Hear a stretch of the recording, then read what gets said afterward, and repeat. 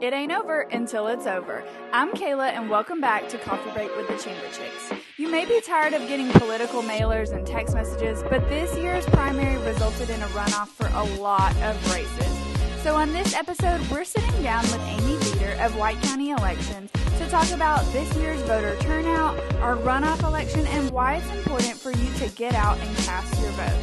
So grab your favorite cup of coffee and let's get into it.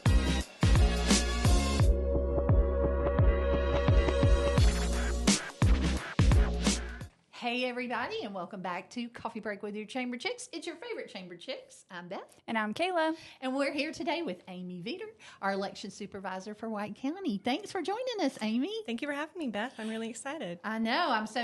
We were sitting here talking earlier, and Amy's teaching me things that I didn't know about elections, and I try to stay pretty up to date on things, but we're so glad that you're here on Team White County and helping us, and you've had a busy primary season, and we're going to talk today about the runoff and other elections questions that you guys might have. So let's just jump in. So we had our primary, and now we're on the cusp of a runoff. Tell us what's on the ballot for this runoff election. The runoff has a handful of candidates on both the Republican and the Democrat ballot. For the Republican ballot, we will see the... my stuff out. I'm sorry. Yeah, no, we're going to be There's very a lot precise. on the ballot, so notes on notes. You thought that primary. That primary was crazy. It was. There were so many choices. Oh my goodness. The contests themselves, we had a slew of contests, and everything from the U.S. Senate, the governor, the lieutenant governor, attorney general, all the way down to local contests with our two commissioner seats and 2 Board of Ed seats. Of course, we had the East Blost on there as well that passed. But you're right. Most of the contests had multiple candidates, which of course, anytime you get 3 or more candidates, the odds of having a runoff go through the roof because you have to win by 50% plus 1 vote in the state of Georgia. So yes, we will definitely be heading into a runoff in June, and we're excited for it. We're starting to prep for it. So for the Republican ballot, we will have the U.S. Senate, the governor's race, lieutenant governor, secretary of state, the state school superintendent, of course. The PSC, which is the Public Service Commission, District 5. We'll have District 51 for the State Senate. And then, of course, we'll have our local Board of Education, District 4, which will be very exciting. Linda Earbley, the incumbent, will be facing off with Jordan Lee Fincher, so that will be very exciting. I think locally to get the voters involved for that will be a lot of fun to see. The Democrat ballot will have the Lieutenant Governor, Secretary of State, Commissioner of Insurance, and the Commissioner of Labor. So that's what we're looking at for those 2 ballots for the runoff. Very good. A lot of things. Still a lot. And, we know you did your homework because we talked to y'all about our whole Aime Matters campaign was to get everybody out for the primary. And, man, did they show up. They sure did. Historically, on average, White County has had about a 20% turnout for primaries. This election, however, we saw an increase up to 31%, which was fantastic. We had about 15% vote early and about 15% show up on Election Day. So we had almost 7,000 voters turn out for the May primary. It was very exciting, especially advanced in person each day. The voter numbers would increase and increase. The momentum was kind of building. And then Election Day was just a lot of fun. We had a huge turnout for a primary. So it was a lot of fun. It gets everybody energized. Our poll workers get excited. So it is a lot of fun. Now I'm going to get back to the list of questions.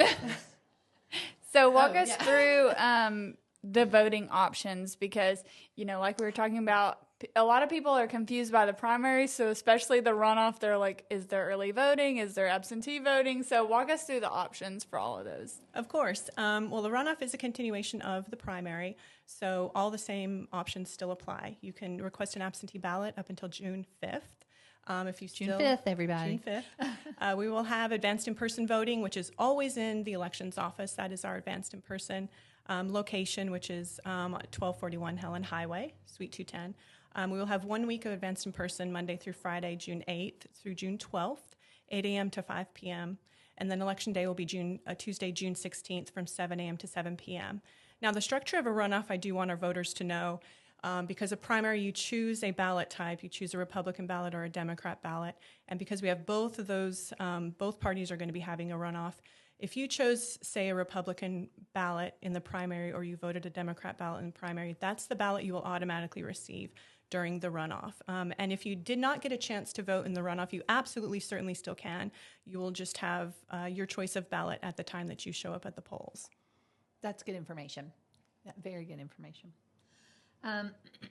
So let's say we're going to go, you talked about early voting will be at the elections office at the Helen Highway location, 1235 Helen Highway. Is that right?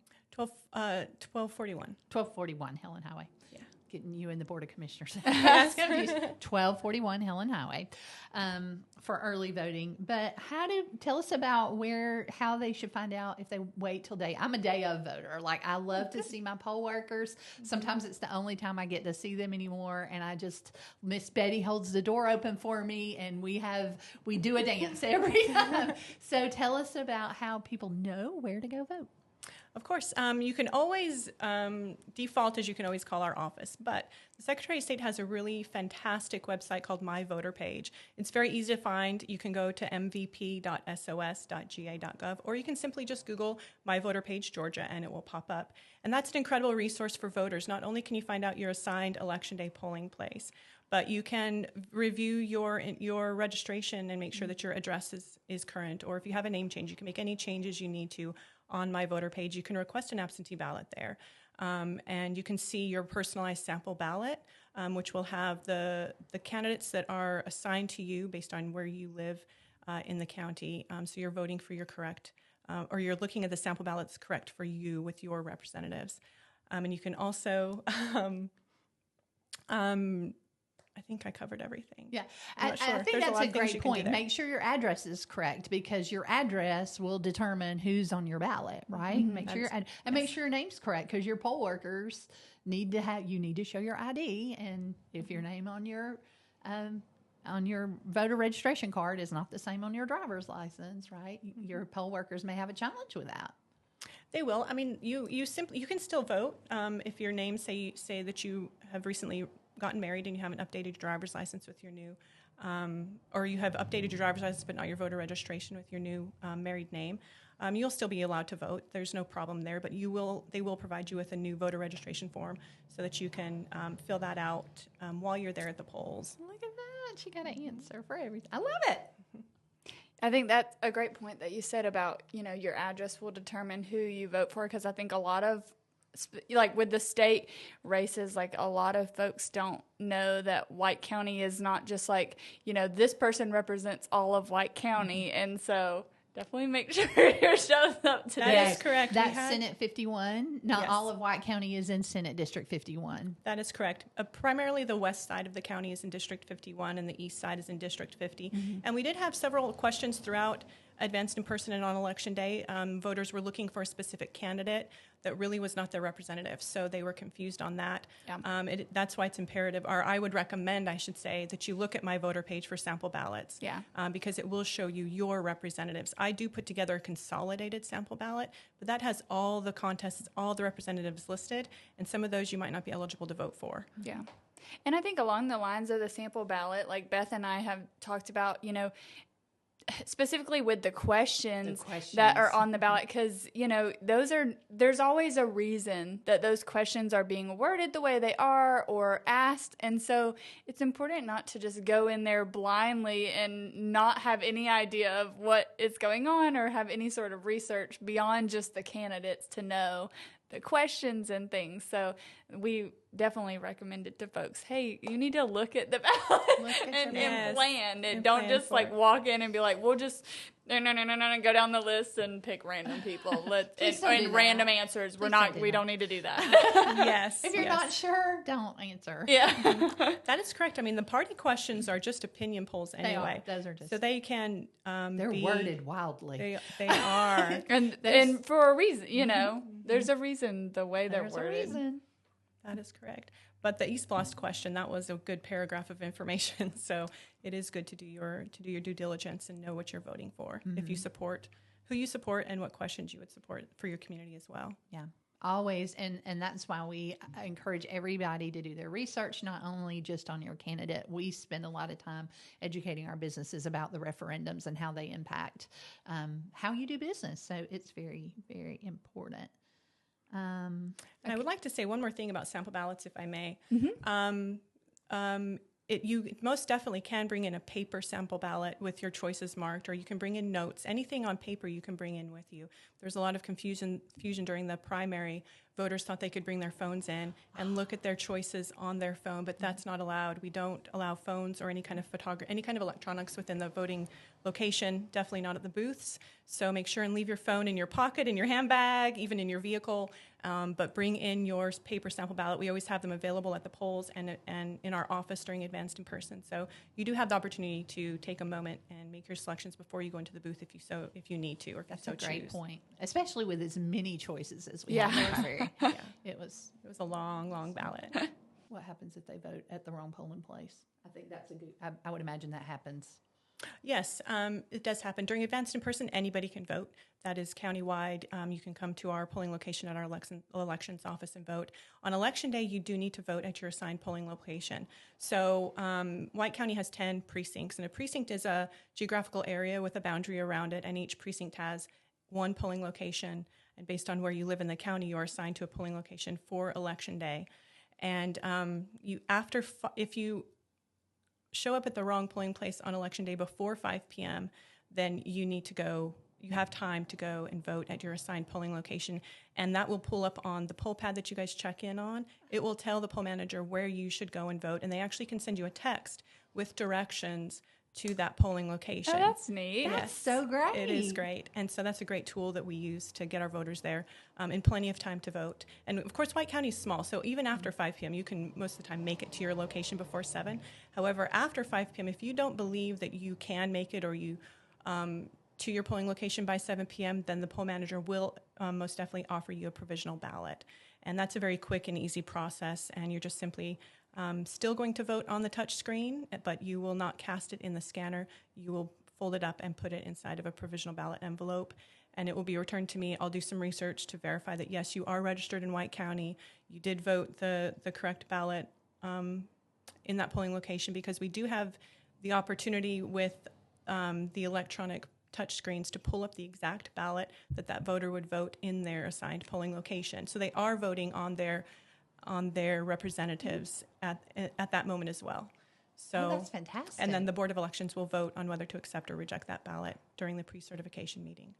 So your number may not be counted at the end of the day when you report all of your numbers to media and have everything certified, but they will be counted later. Yeah. Yes, ma'am. They sure. Awesome. They sure will. I did not know about that either. Love the show?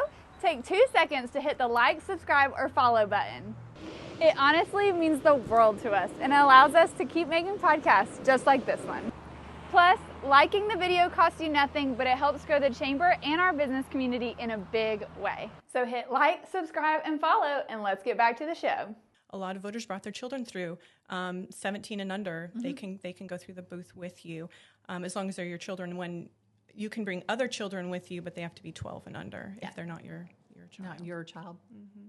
Yeah, we always did that. Who's next? So, we talked about the turnout. That was such a great turnout for the primary.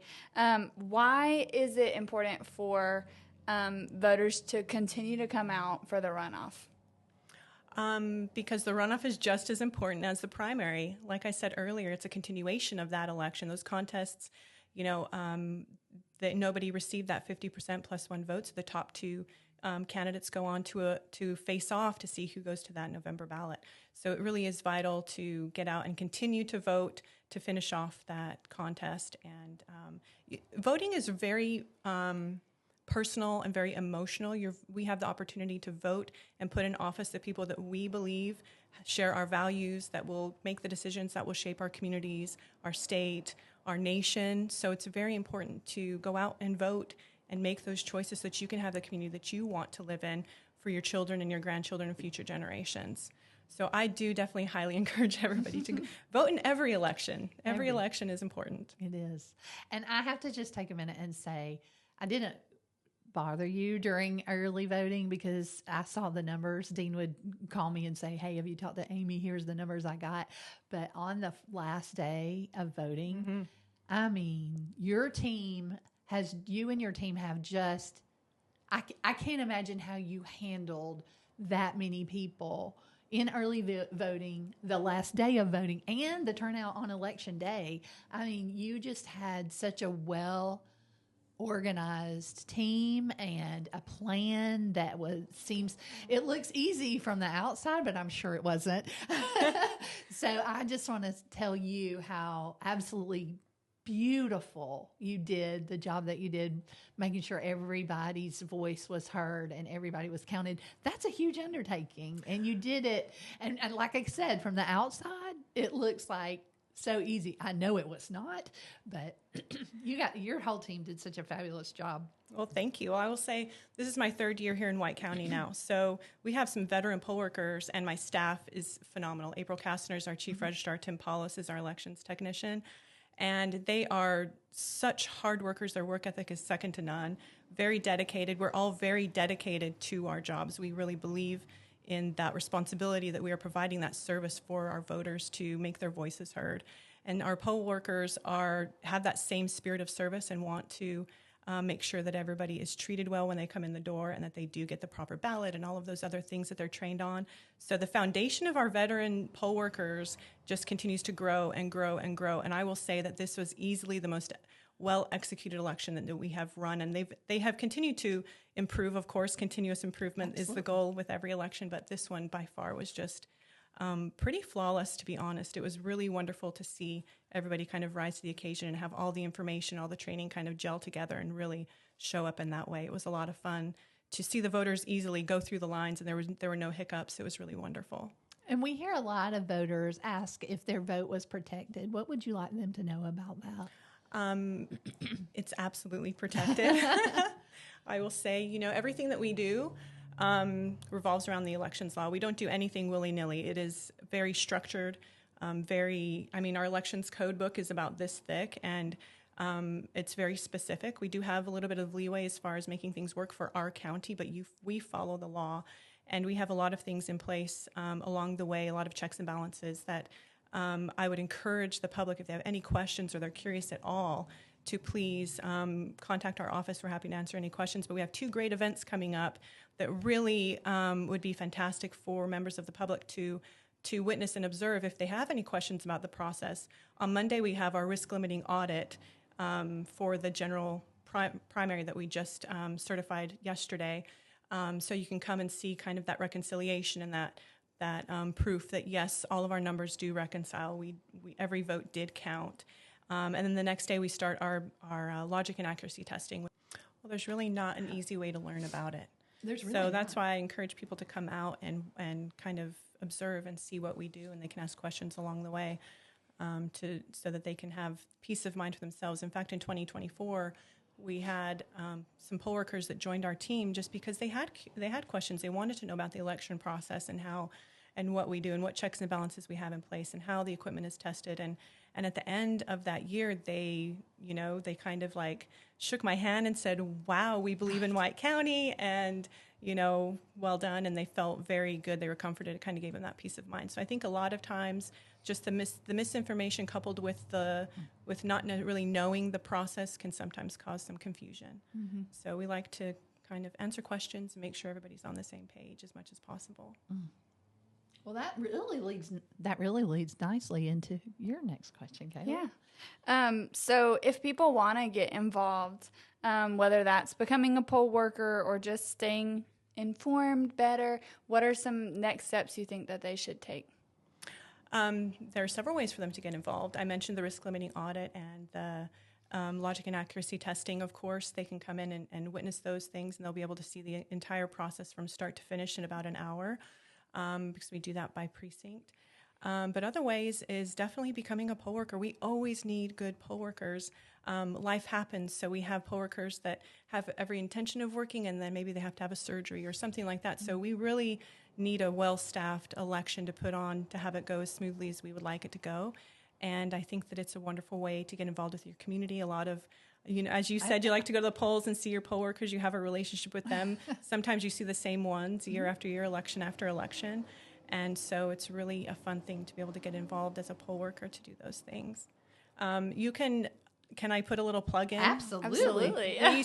We do need poll workers for the June runoff. So if you're interested in that, you can go to our website, which is whitecountyga.gov, and then look for elections and registration. There's a link there that they can fill out a quick application, or they can contact our office. But it is a paid position.